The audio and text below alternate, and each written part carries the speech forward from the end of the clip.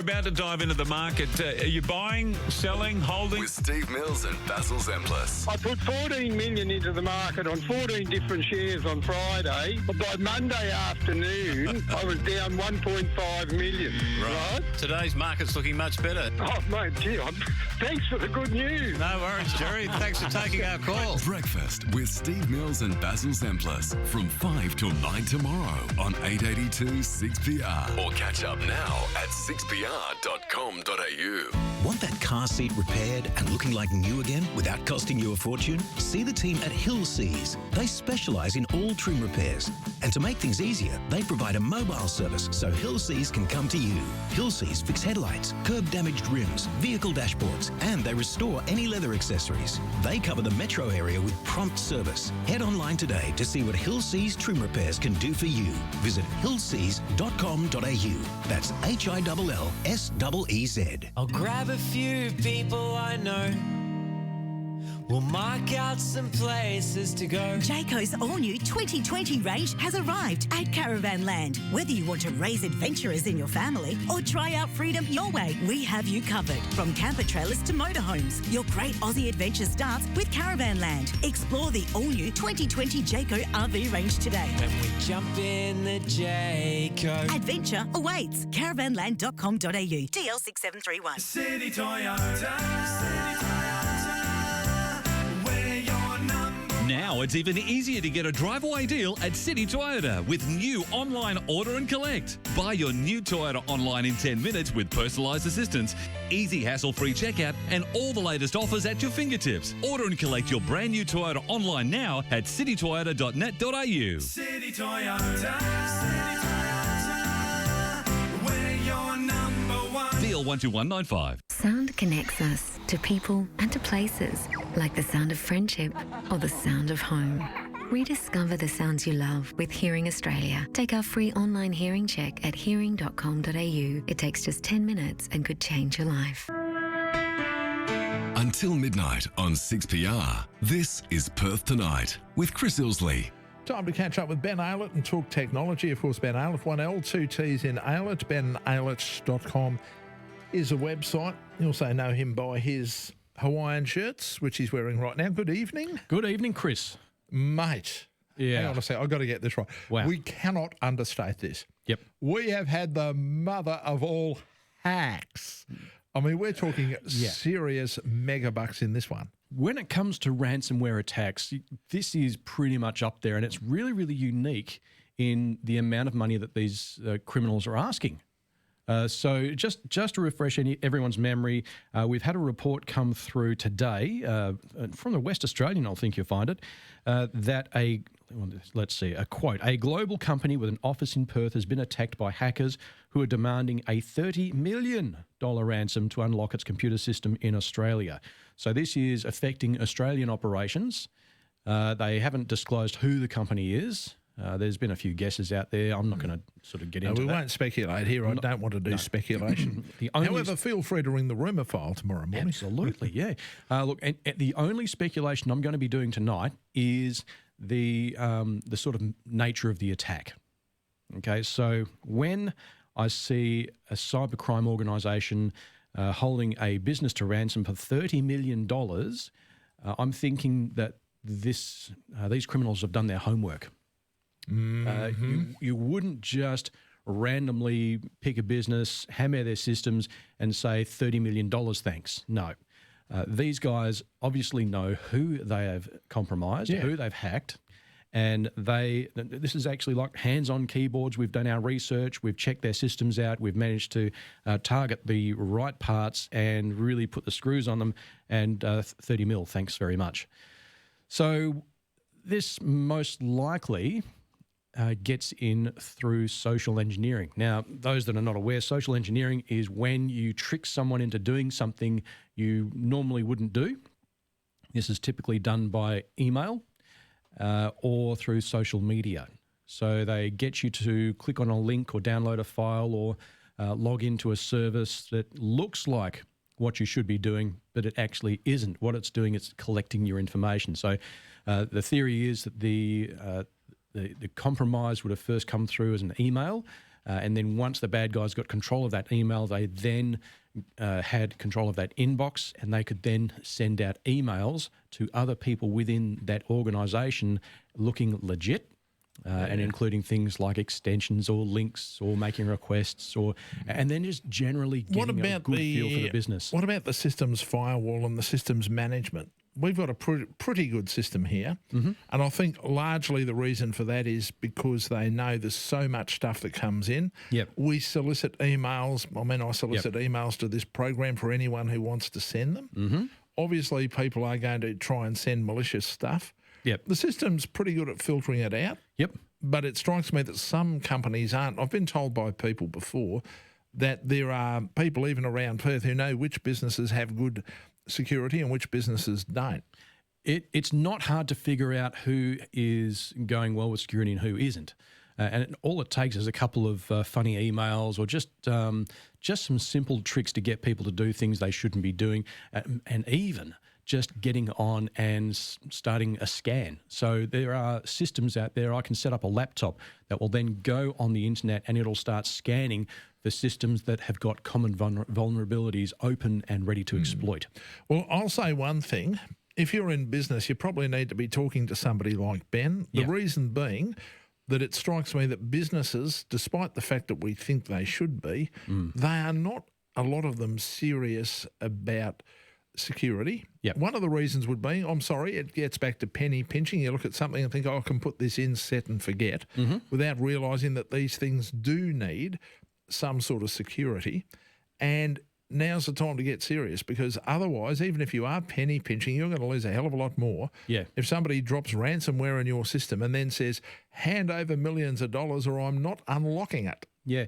And look, and a lot of the opportunistic attacks that a lot of small businesses can fall to, they might not go for more than $2,000 or $3,000, but still, it's disrupting your business. It's shaking faith that your customers might have in you. It's shaking the faith that your suppliers might have in you. So it could affect your supply chain. Here's something else to consider. Yeah. Obviously, these people are doing their homework, and it's only a matter of time before they work out how much you can really afford to pay. Oh, yeah. Now, okay, even if they hit you and I for $2,000 or $3,000, it'd be like, yeah, well, get in line and wait, because we can't stump up that sort of money straight away. No. But if you're talking about a business which is pushing millions of dollars a month through its account, they look at that and say, we can scam these people for a hell of a lot more. Oh, yeah. And you'll be in the position where you'll have to stump it up. Actually, we'll take Muzz's call and I'll come back to this in a moment. Okay. Because Muzz's patiently waiting to have a conversation. You, what's up, mate? G'day, Muzza. Yeah, g'day, boys. Ben, I think I spoke to you last week. You were talking about the Google Pixel 3a XL. Yes. Well, it looks like at the moment that JB Hi-Fi got the Google Pixel 4 XL out for $500 up front in their current catalogue. That's not That'd too be bad. A good buy. Yeah, and I've also just seen today there's been some speculation of what the 4A XL will look like. That's after the 4XL, is it? The next one? Yeah, the 4A, yeah. So what they typically do is they have the Pixel 2, the Pixel 3 and the Pixel 4. The Pixel 3A is a slightly lower spec than the Pixel 3 in some respects, and it's the same thing with the Pixel 4A. So they tend to be a more budget-conscious phone. So the Pixel 4 would be better? The Pixel 4 would be better than the 3A, and actually the Pixel 4 would be better than the Pixel 3. What about the 4A? Would that be better than the 4 be better than the 5, or the 5 be better than the 4? The 4 should be better than the 4A. So the 4A is typically the budget version of the 4. Right. Yep. Okay. That sounds good then. Thanks for that. Yeah, no worries, mate. Good luck with it. Have fun. Cheers. Yep. Thanks very much for that, Muzza. By the way, if you'd like to have a chat to Ben, 92211 882 the number. Now back to this business. Yeah. Yep. Okay, so, right, where were we? We were talking about small businesses affected. Yep, okay. And also the fact that they could suddenly work out how much money you were worth and how much money it's worth slamming. Because it's not worth slamming you and I for money because we don't have it. Yeah. But the moment you realise you're talking to a business that does have it, and where I was going with this, if a system is infected with this ransomware or crypto locker or something of that nature, technically, how easy is it for somebody like you to undo it? It depends on the type of ransomware that's installed. So there are tools out there that will take care of most of ransomware infections, most of the older ones. The brand new ones can be a little harder to recover from. So it's not as simple as removing a virus as it was in the old days, where you just go and remove the executable and plug up the holes and you're good to go. Ransomware is actually quite destructive, and it will go in and scramble the information. That it has multiple tentacles, is what you're telling me. It does have, it does have multiple tentacles, if you want to put it that way, yes. So it can not only infect your systems, it can travel across the internal network and infect other systems within your business. Worst case scenario, it will actually start sending itself to people in your address book, so people in your supply chain, which could be not only embarrassing. In other words, people could look at it and say, gee, it's safe to open this because it comes from Ben. I do a lot of business with Ben. Next thing you know, you've got the same problem. Bingo. Exactly right. So that is the concern. And ransomware is actually one of many threats that we're facing at the moment. But the good Seriously, thing is... how soon, and I'm not being flippant saying this, how long is it going to be before we end up with a coronavirus on computers? Look, they are using the coronavirus news topic at the moment as a way to get people interested in an email, so they click on the link. So it's actually being used actively now today to trick people into clicking on things they shouldn't be clicking on. So this is, again, the social engineering aspect coming in, and it's that initial attack, we call it a vector, and with email and just tricking people into clicking on stuff they shouldn't be clicking on. Antivirus software recognise a lot of this stuff, or is it sneaking under the radar? Ransomware is incredibly successful because they factored antivirus software into their attack. 87% of hackers surveyed, I think it was a couple of years ago at DEF CON, actually said, yeah, we know about antivirus software, thanks very much, and we actually included in our attacks. We understand how it works and we know how to get around it. So antivirus software on its own, it'll take care of the basic stuff. It's becoming less effective is what you're telling me, isn't it? We are not getting the bang for buck we did 10 years ago. So things have changed in the last 10 years. Actually, in the last 5 years, things have changed dramatically. And so the way to fix this is to, first of all, get some good security hardware together. So a good firewall with a gateway, and it does all the monitoring and it does all the smart things. So that's one of the first things you can go and get. Yep. You also then start training your staff. This is probably the most efficient way to spend your money, is to get your people understanding the threats that come with email, viruses, and that sort of thing. It is actually easy. Once you've got the training, it is dead easy to spot the bad emails and stop them dead in their tracks. But it's a case of knowing what to look for. Once you know what to look for, like everything, I guess, it becomes easy. Exactly. But if you don't know what to look for, then it becomes rather hard. Yeah, well, that's something I do as well. So I actually train people on knowing what to look for. And it's really not that hard. So once you get them going, so I might have to spend maybe a few weeks or a couple of months with them, and just take them through it, and they can then refer emails to me. I then look at it, I say back, I'd send it back, say, this is a bad email because of this, this, and this. Yep. And I start to train people on how to spot bad emails. How are they going to change antivirus software going forward? Or have we reached the era where we simply have to accept it's not, nor will it ever be as effective as it once was? Antivirus, as it stands, even next generation antivirus, it does stop some stuff, but a lot of the attacks these days are what we call fileless attacks. So it is like a small script that drops onto a system and it starts using the tools on the system itself to do the infection and do all the nasty stuff. So what you're saying is you get it without even knowing you have it. Absolutely. So this is how they're defeating a lot of antivirus programs. So and this is where it comes down to really smart next generation firewalls, some people to support it, and security operations centres. Are the bad guys always going to be one step ahead? Because let's face it, anything you do to counteract it, you can't do until you know it exists. Exactly. And the only way you can know it exists is when somebody gets infected. Yeah. So how do you come up with the counter software? Is there any way to do it in a proactive way, or are we really reaching the age where the user just has to be more vigilant? We are getting to the point where the systems available and the services available will get us very, very close to being in step with the bad guys, or at least very, very close. So there is one service that I use called Red Piranha, and I also will be doing talks with these guys in Bunbury, by the way. But the system they've pulled together, you get a firewall, and you can also get what's called a virtual chief information security officer. So you're getting the benefit of employing someone who would cost you $170,000, $180,000 a year. You get them for a fraction of that. And you're also tied into their security operations centre, so they are watching everything that goes across that network that matters to them. So if it looks funky, it'll set an alert. They will contact your point of contact in the business, and you'll be able to act on it accordingly. And in most cases, they'll proactively block whatever is happening. So this covers things like fileless malware attacks, insider threats, and they'll also do things like vulnerability scans. So if there is a system that needs a patch, they'll let you know. And this is just great technology, and I'm really 100% behind these guys. How long has it been going?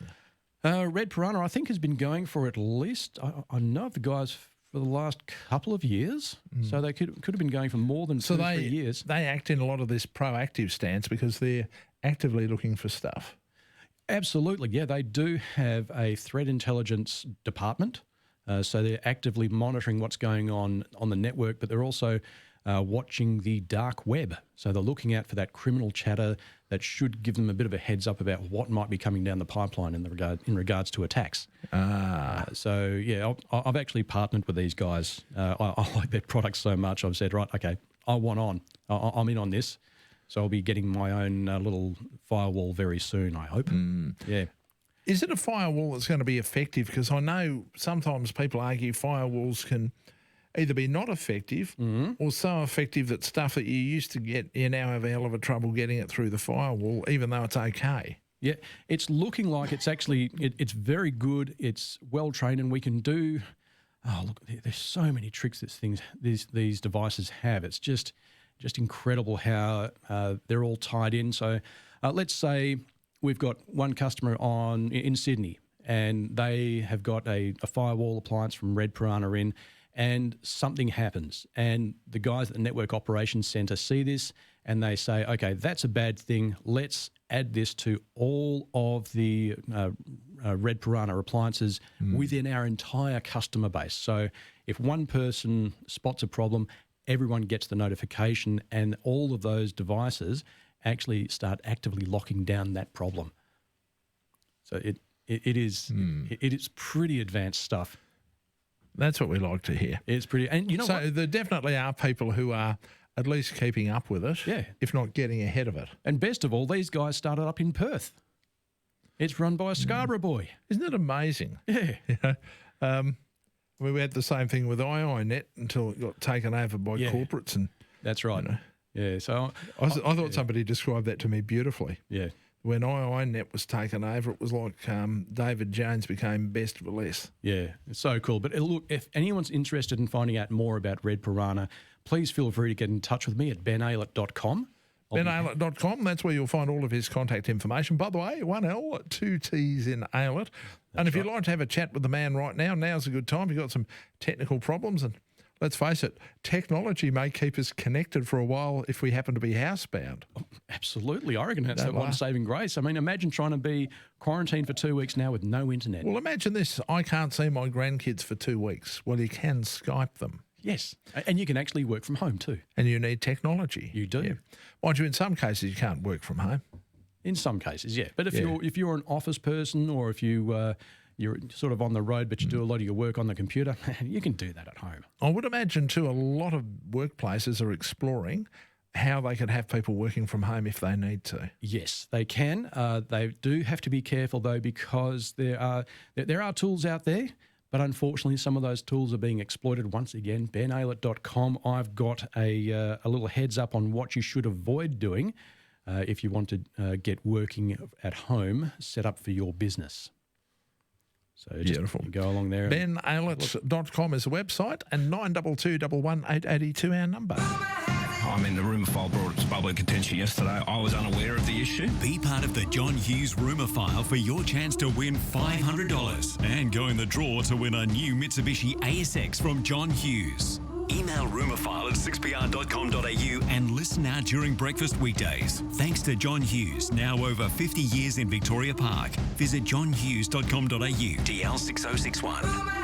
Home insurance. You've probably got it, but does yours include couch-eating puppy cover or lost wedding ring cover?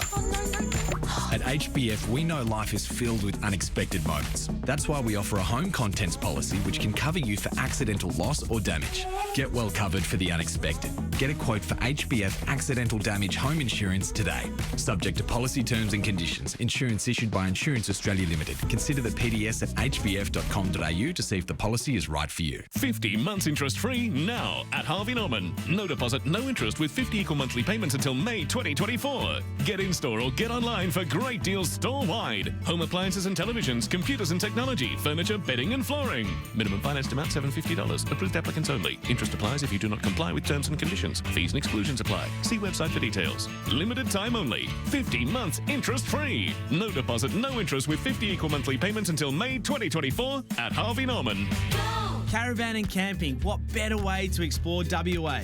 If you've never been camping before or just looking for some new gear, the Perth Caravan and Camping Show has everything you need. It's on Wednesday 18th to Sunday the 22nd of March at Claremont Showground. Get this weekend's Sunday times for your free show guide lift out. See all the latest caravans, motorhomes and camper trailers, camping gear and accessories, plus great holiday specials. Buy your ticket online and catch a train for free. caravanandcampingshow.com.au. If you're after a forklift that leads the way in quality, reliability and productivity, then Toyota Material Handling has the right forklift solution for you. Toyota is the world's #1 forklift brand with a massive range from pallet jacks, stackers and auto pickers to their market-leading Toyota counterbalance forklifts. For new and used sales, short or long-term hire and all servicing, let Toyota Material Handling tailor the right forklift solution for your business. It's all part of the Toyota Forklift Advantage. Call 1-800-425-438 or hit toyotamaterialhandling.com.au.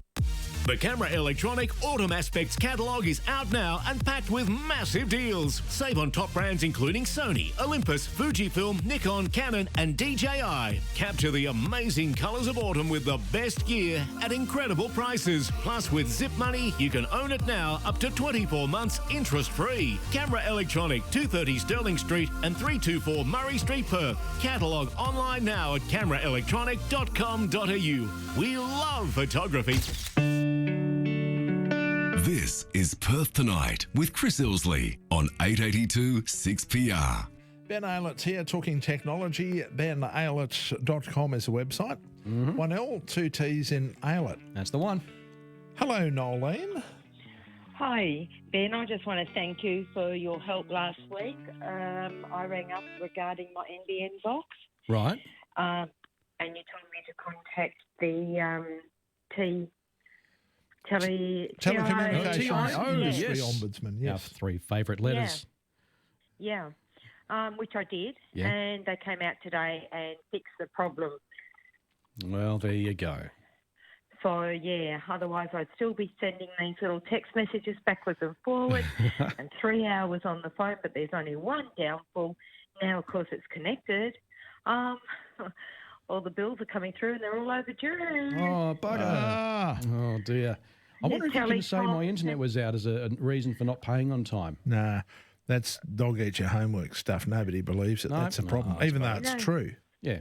It's bloody true, and I knew it would happen. Like 23 emails have just come through because I've just turned it on. Yep. From, and the 23 emails have all come through from the date it went down. Right, okay. And so was that the first thing you did when you got your internet back, was check your email, or did you do something else? What was the first thing you did when you got your work, internet? So when I got home from work, my husband told me. Yep. So I've just plugged it in now. Great. All right, yeah, the first thing I would have done is jumped on YouTube or Netflix or something and given it a real test just to make sure it's working fine. Yes. Yeah. Might have been nicer, Nolene, than finding out all those bills. Yeah, it is, isn't it now? So, yeah. Yep. Excellent. Well, I'm glad that your internet is working again. Glad the NBN's up and rolling for you. Yeah. I'm not glad that you opened your email to find it full of 23 bills. That's not fun at all. Thanks, Nolene. All right. God. Yeah. He never fails, does he, Bill? He's always there. He's always around, yeah. Phil, not Bill. How are you? G'day, Chris. Hi, Ben. G'day, Phil. Hi. when I first had the modem put in, they sent it by the post. Yep.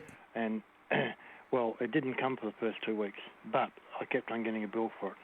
Ah. Finally, 6PR had the NBN lady on 6PR, and I rang her personally, and she said she'd fix it, and she did, but time I got it fitted, it was 3.5 weeks gone by, but they reckon I'd had the modem from the very beginning. First day I said I wanted to come with it, go to the modem. Yeah. And so she ended up getting that credited for me. Mm-hmm. But when you were talking about that telecom onwards another night, a friend of mine said as soon as you report that, they start charging the service provider $88 a day. Is that right? Yep, that's about right. There is like a daily charge. I'm not too sure exactly how much it is, but when you report things to the TIO, things start to get expensive for the retail service provider. So they've got kind of motivation to close the problem, right? It definitely works with Nolly, doesn't it? Oh, yeah. You see, and there you go. That's all it takes. So, if anyone's having any problems with your internet, the key is to call the service provider, register a formal complaint, get a case number or a complaint number, and then go to the TIO and then let them know. It's like the taxi meter ticking away. Yeah. So don't be a jerk about it. So don't call them, and then as soon as you hang up from the retail service provider, go and call the TIO. Give them a couple of days to at least sort it out, and then call the TIO. Yeah, good advice, Ben. Thanks, mate. No worries. Bye.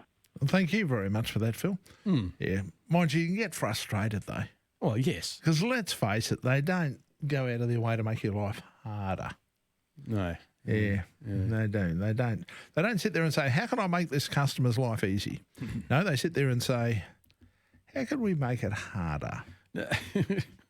Well, that's how we feel. It may not be the case, but that's how we feel. I'm pretty sure it's not the case, but it does feel like that sometimes. Right. Yeah. Now, there's something else you were going to mention that we talked about. Yes. Now, I'm also doing public speaking, and I've got coming up on Thursday, the 2nd of April. Do you get nervous about public speaking? Do you know that most people would rather be in the coffin at a funeral than giving a eulogy? That is how frightened they are of public speaking. I can understand where people come from because before I started doing this gig with you here, Chris, I would break out in a sweat when I was talking to a room of more than half a dozen people. Oh, okay. Okay, so look, I know exactly where people are coming from, but just to let you guys know out there that are afraid of public speaking or just speaking to a crowd or a room, it's not hard.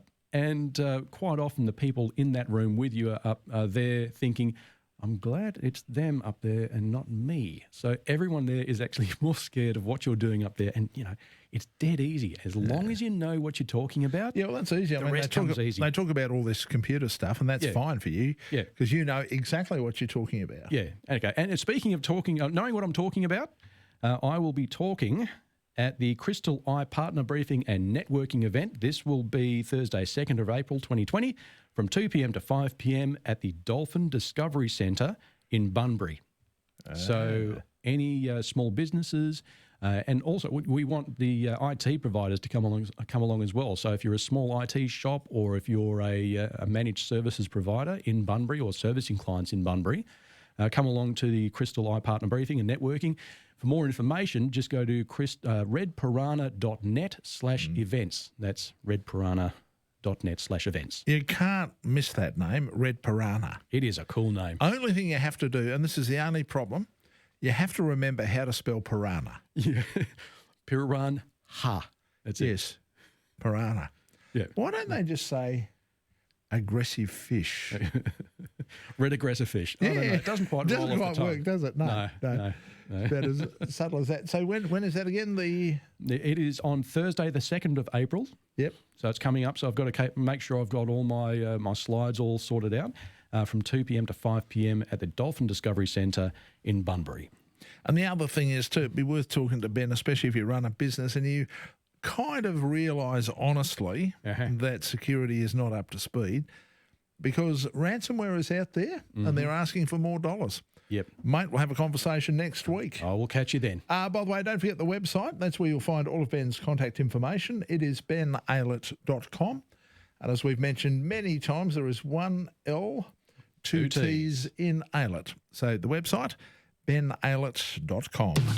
Hi there, it's Simon Beaumont. Dr. Ross Walker, you may have heard of him. He's on the show tomorrow. The respected cardiologist has been on this station and on our network for decades, providing clear, thoughtful advice and care to 6PR listeners on their health. If you would like to call Ross, one of the best in the business ever, call us after 12. Spend your afternoon with Simon Beaumont tomorrow from midday on 882 6PR. Or catch up now at 6pr.com.au. Do you have something happening in your community? The local school fete, a community concert, a fundraising quiz night, or perhaps your sports club needs a helping hand. Promote it on the 6PR Community Bulletin Board. Proudly brought to you by Hyundai. No matter how big or small your event, make sure it's on the 6PR Community Bulletin Board, a free service for non-profit groups where you live. Email details to community@6pr.com.au.